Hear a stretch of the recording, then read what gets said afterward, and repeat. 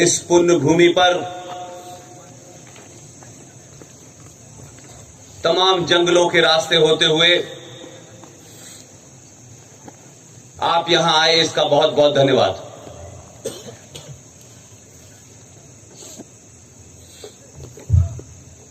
ये धरती छत्रपति शिवाजी महाराज की धरती है।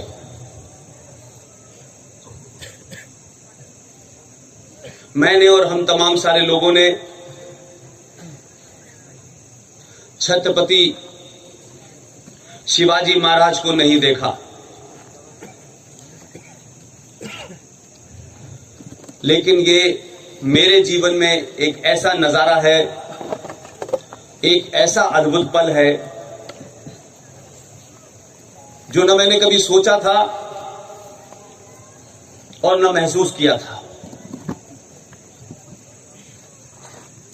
आपके कुछ साथी पिछले 24 घंटे से मेरे साथ हैं। मैंने जो कुछ भी आप सबके बारे में सुना है, ऐसी मिसाल मुझे कहीं देखने को नहीं मिली। इस बात की खुशी है, संतुष्टि है कि शायद इस भूमि के अंदर कोई बात जरूर है कि छत्रपति शिवाजी जी के जाने के बाद भी आज 2020 में लाखों शिवाजी पैदा हुए हैं।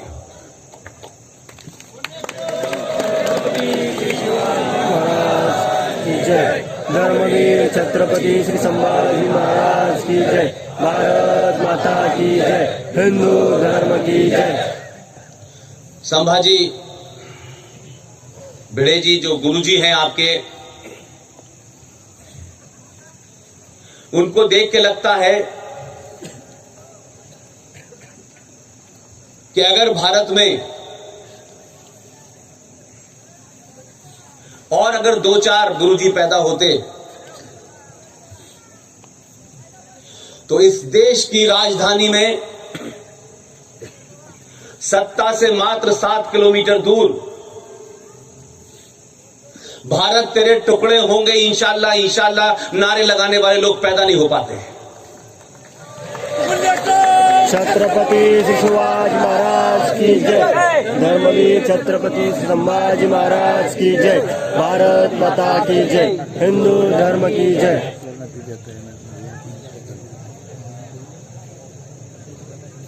अभी कुछ लोग जो मुझसे चाय पे चर्चा कर रहे थे,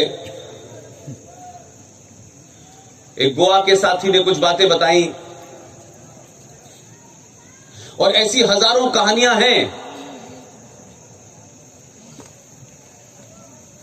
लेकिन एक बड़ी बात है कि पिछले 70 सालों से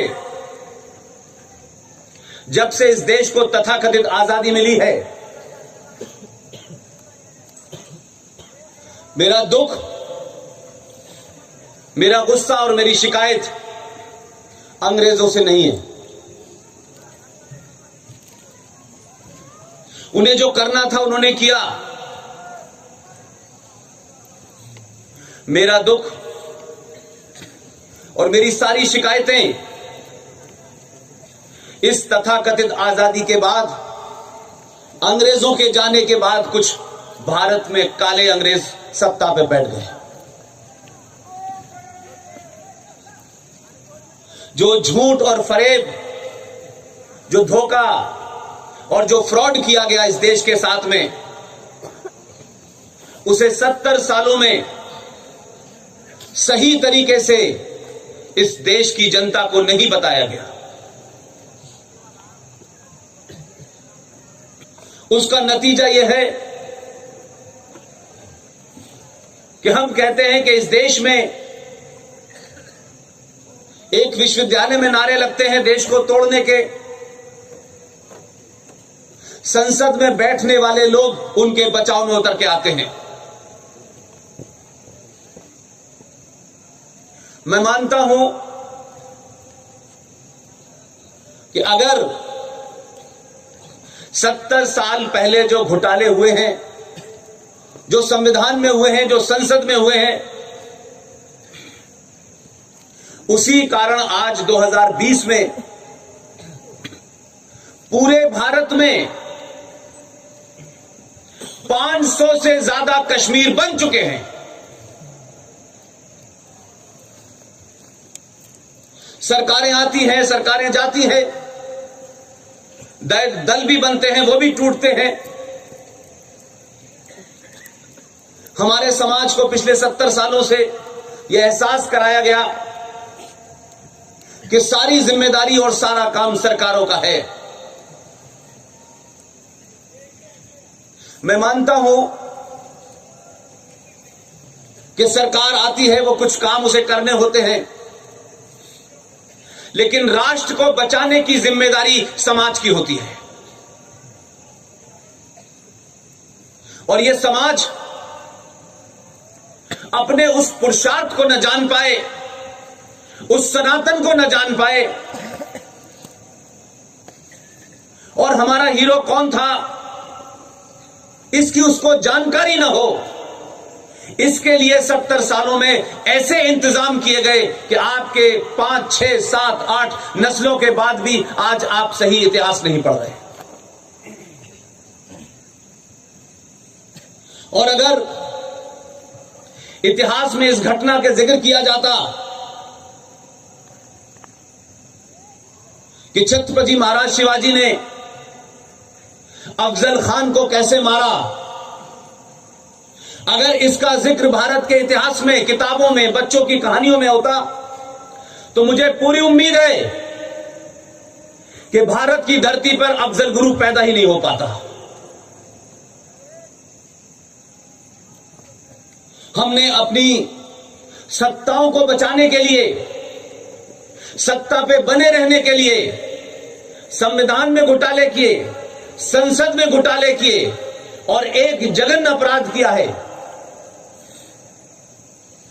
हमने इस देश के अंदर भारत विभाजन के बाद जो देश बटा, वो मजहब के नाम पे बटा था। जो शर्तें तय हुई थी उसमें उन्होंने अपनी शर्त पूरी की, हमने अपनी शर्त नहीं मनवाई। जिन हालात में भी देश बटा वो सबको पता है। कौन विलियन थे, कौन खलनायक थे, उसको भी देश के बारे में पता है। मेरी शिकायत इसलिए ज्यादा महत्वपूर्ण है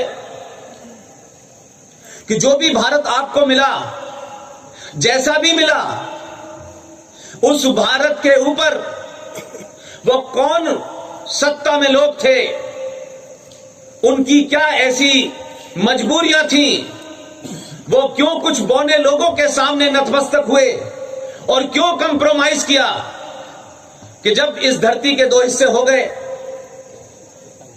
तब भी जो धरती आपके पास थी, जो आज है, उस धरती के ऊपर आपने एक इस्लामिक राज्य का निर्माण होने दिया। उस राज्य का नाम आज चर्चा में बहुत है। मेरे जीवन के 20 साल लग गए उसको समझने में। उसी राज्य का नाम है जम्मू कश्मीर। क्योंकि हमने सत्ताओं को सुविधा के लिए दिल्ली में भी झूठ बोला और श्रीनगर में भी झूठ बोला। आप धारा 370 के बारे में बहुत सुनते हैं, लेकिन ये कम लोग आपको बताते हैं कि किनके षड्यंत्र के कारण जम्मू कश्मीर राज्य का अलग संविधान बनाया गया। उनकी असेंबली, उनकी विधानसभा का टर्म 6 साल रखा गया। वहां आईपीसी लागू नहीं होती, भारत की सुप्रीम कोर्ट लागू नहीं होती, भारत की संसद लागू नहीं होती। यह जघन्य अपराध 1947 तक किया गया। लेकिन इससे भी बड़ा जघन्य अपराध इस भारत के लीडरों ने, जिन्हें सत्ता पे बैठे रहना था, जिनको इस राष्ट्र से कोई मतलब नहीं था, उन्होंने 14 मई 1954 को एक और जघन्य अपराध किया। जम्मू कश्मीर के लिए राष्ट्रपति पे दबाव डाल करके एक आदेश दिलवाया गया। वो आदेश भारत के संविधान का हिस्सा बना और 1957 में जम्मू कश्मीर का जब संविधान बना तो वही धारा जिसको आज आप 35A के नाम से जानते हैं, उसी धारा को जम्मू कश्मीर के संविधान में 1957 में जोड़ा गया। मैं ये सारी बात बार बार इसलिए रिपीट करता हूं कि आज 70 साल में यह देश जिन कारणों से कैंसर ग्रस्त हो गया है, इसे अपाहिज जिन लोगों ने बनाया है, अगर हम ये नहीं समझ पाएंगे कि आखिर भारत 70 सालों में ऐसा लंगड़ा लूला क्यों हुआ, तो सही इलाज नहीं कर पाएंगे। बीमारी की जड़ कहां थी, क्यों थी, इसको समझना जरूरी है। और अगर किसी को बुरा लगता है, किसी को नागवार गुजरता है, किसी को भाषा से तकलीफ है, तो फिर उसे तकलीफ होनी चाहिए। अपनी बात कहने के लिए शब्दों का माया जाल नहीं चाहिए। 2020 का भारत सपाट और सीधे शब्दों में बात सुनना चाहता है, इधर उधर की बात नहीं करना चाहता।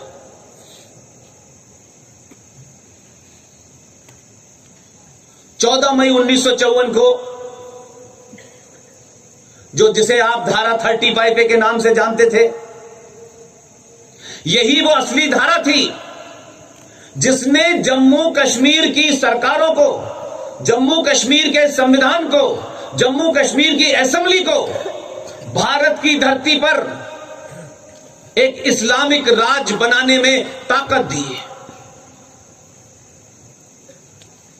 और हम बहुत से झूठे नारे, झूठे नैरेटिव, उनको हमने कभी समझा नहीं और हमारे नेताओं ने आपको गुमराह करने के लिए इस किस्म के नारों की रट लगाई है,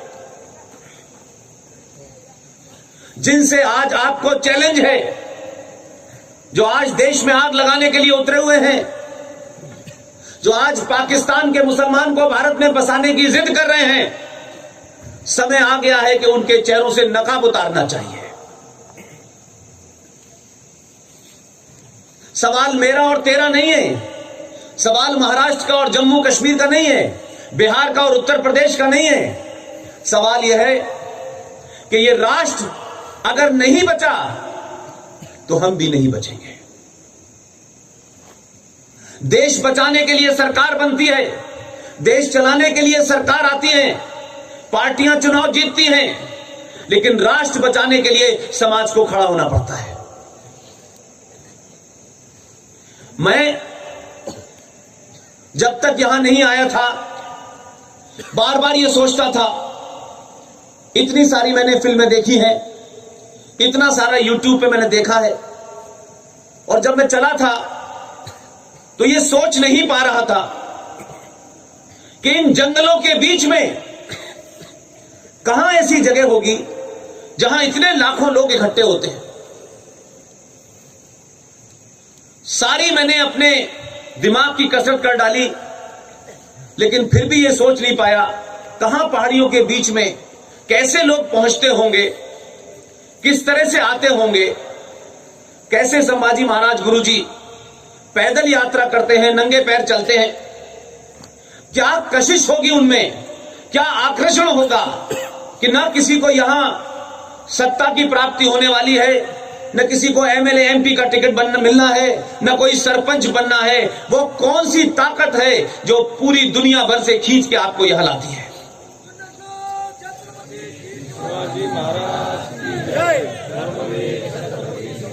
मुझे ऐसा लगता है, आप सब जानते हैं, मेरे जीवन परिचय में कहा गया,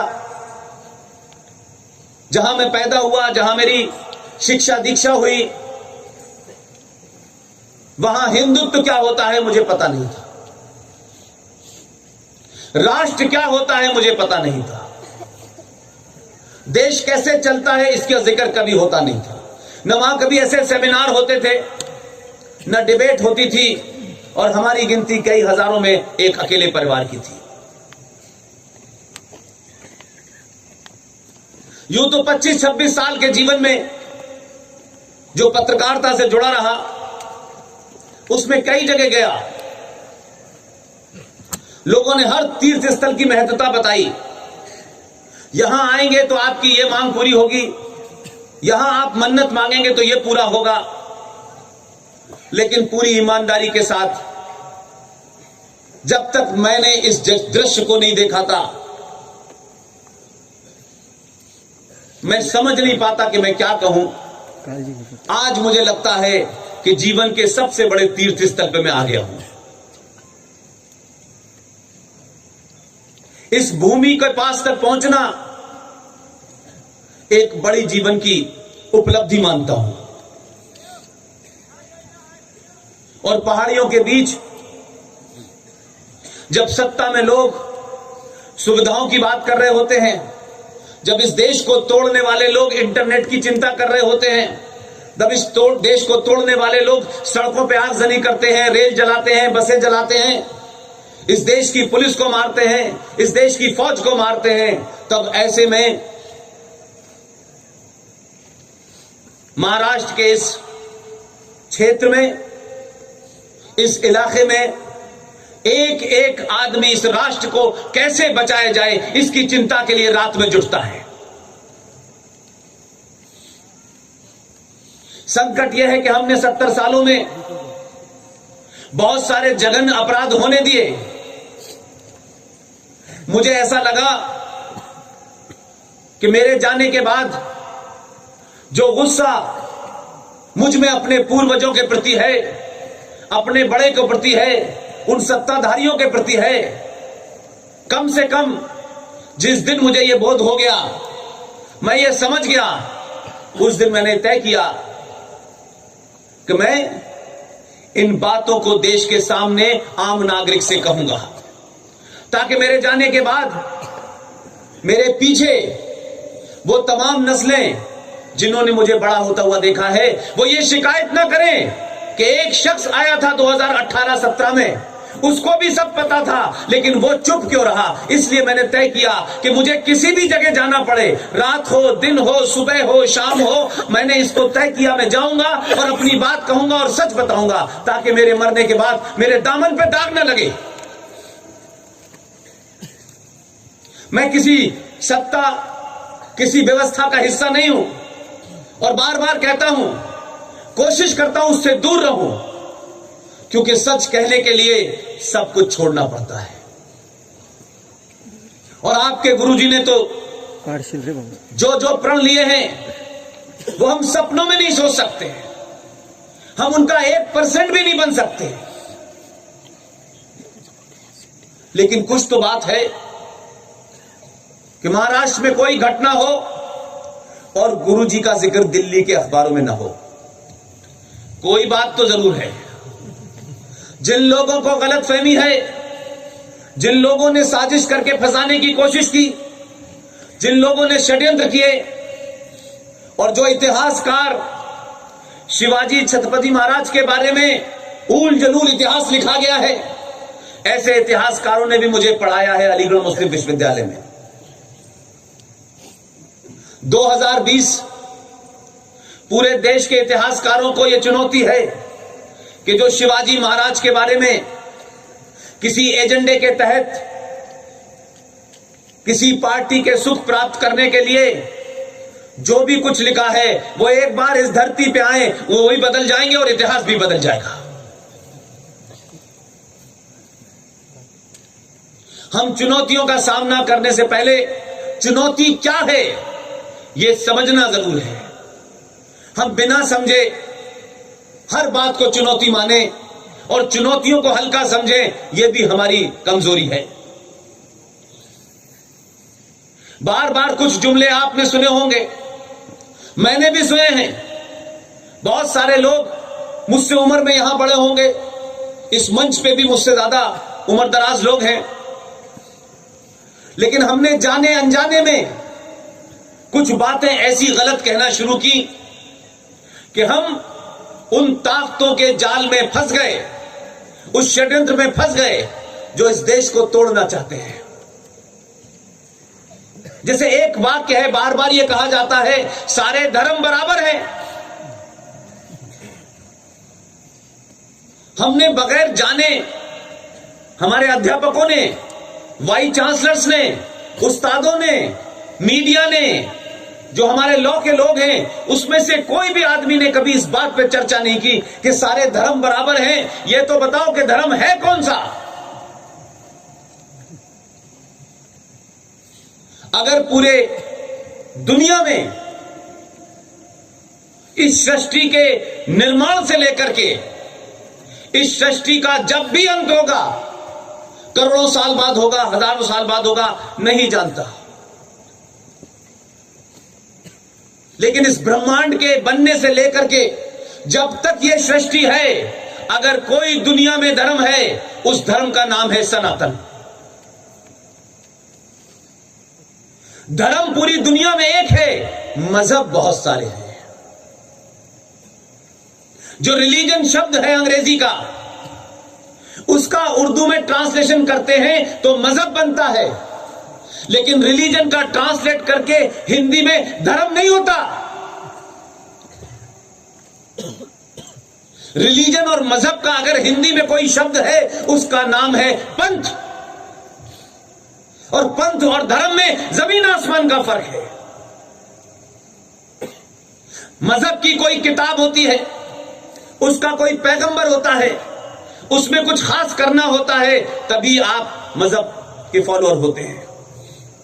लेकिन आप जिस संस्कृति के हैं, जिस सनातन के हैं, वो कुछ भी ऐसा नहीं है कि जिसमें आपको कोई खास किस्म की पूजा करनी हो, कोई खास किस्म की किताब पढ़नी हो। आप इस सृष्टि में जो प्रकृति है उसके हिस्से हैं। जैसे पेड़ है, पानी है, हवा है, सूरज है, गर्मी है, उसी तरीके से सनातन है। सनातन शुद्ध रूप से साइंस है, विज्ञान है। इसीलिए आपके ऋषि मुनियों ने हजारों हजारों साल पहले जीवन क्या है,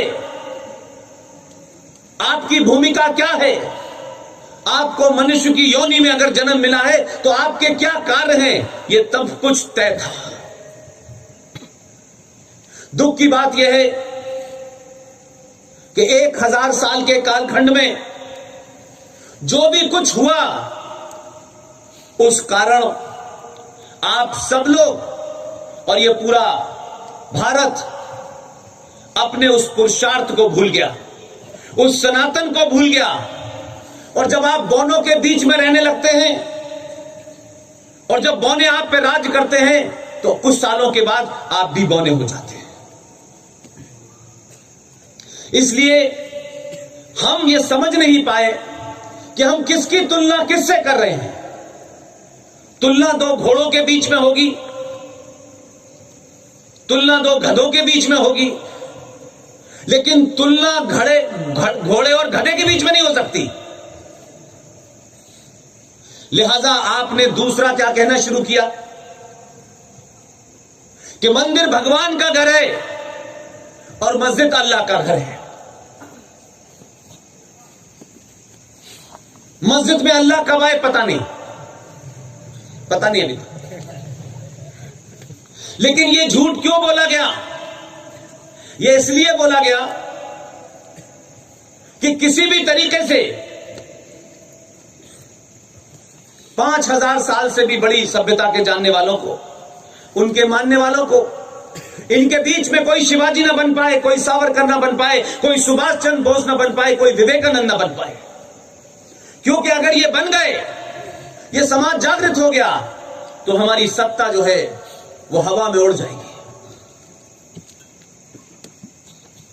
अब जाकर के भारत की सुप्रीम कोर्ट ने फैसला दिया कि इस्लाम में मस्जिद कोई धार्मिक स्थल नहीं है, उसकी कोई सेक्रेट वैल्यू नहीं है, लिहाजा उसे तोड़ा और हटाया जा सकता है। जहां पैगंबर मोहम्मद साहब पैदा हुए, जहां उन्होंने पूरा अपना जीवन जिया, उस पूरे जीवन में 13 शादियां की, जो भी कुछ उन्होंने किया, उस जगह पर प्रॉफिट मोहम्मद ने जिस कम्युनिटी सेंटर में कभी नमाज पढ़ी थी, जो उनकी कर्म भूमि थी, उस कम्युनिटी सेंटर में जब नमाज पढ़ी उन्होंने, तब से लेकर के बहुत दिन तक वो कम्युनिटी सेंटर रहा। क्योंकि कम्युनिटी सेंटर बनाया इसलिए नहीं गया था कि वहां नमाज पढ़नी है, वो इसलिए बनाया गया था कि उस जमाने व्यापार ऊंटों पे होता था, पानी के जहाजों पे होता था।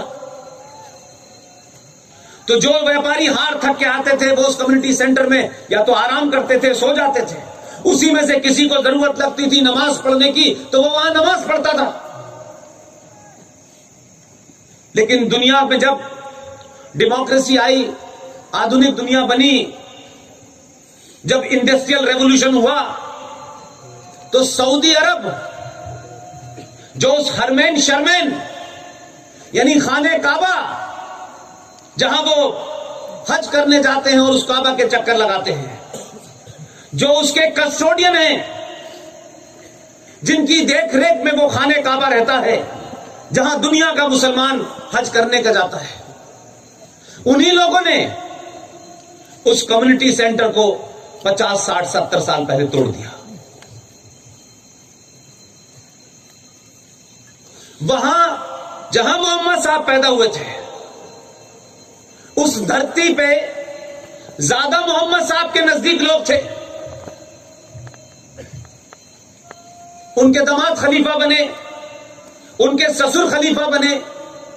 उस धरती पे इस्लाम कुछ और है, लेकिन हिंदुस्तान में इस्लाम इस देश की मेजॉरिटी को डराने के लिए नए नए परपंच, नई नई दुकानें चलाने के लिए शुरू किया गया है, ताकि इस्लाम से इस देश की मेजॉरिटी को डराओ, उसको धमकाओ और इस्लाम के नाम के ऊपर सरकारों को डराओ, और सरकार डरेगी तो हमारी नाजायज मांगों को मानेंगी।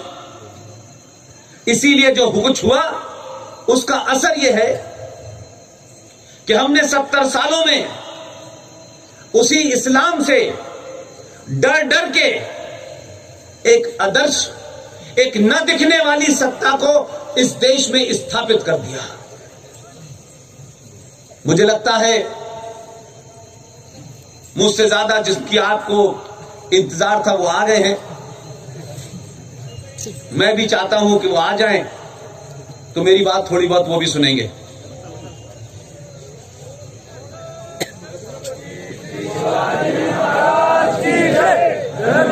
छत्रपति संभाजी महाराज।